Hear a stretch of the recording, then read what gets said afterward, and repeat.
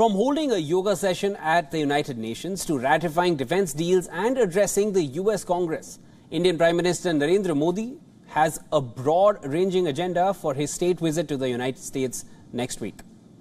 At the invitation of US President Joe Biden and First Lady Jill Biden, Indian Prime Minister is scheduled for an official state visit to the United States on the 21st of June. This will be Modi's first state visit to the US during his 9-year reign as Prime Minister in India.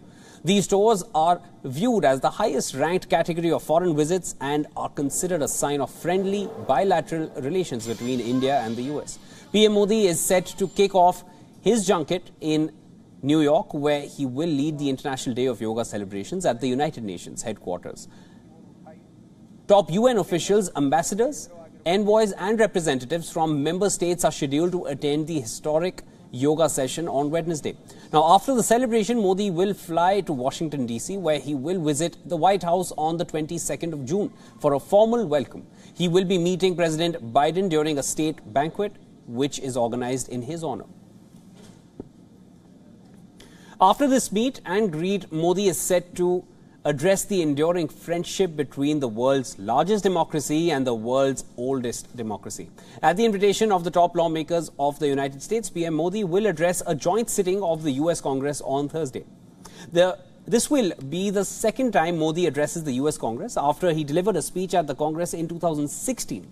Modi's visit is viewed as Washington's attempt to strengthen their ties with India and share the commitment for an open, free and stable Indo-Pacific, a region US has been eyeing very strongly. The last state visit by an Indian PM was back in 2009, which focused more on deepening bilateral ties. This time around, the state visit focuses more on defense deals and critical technology initiatives. For more on this, our correspondent Siddhant Sibal sent us this report.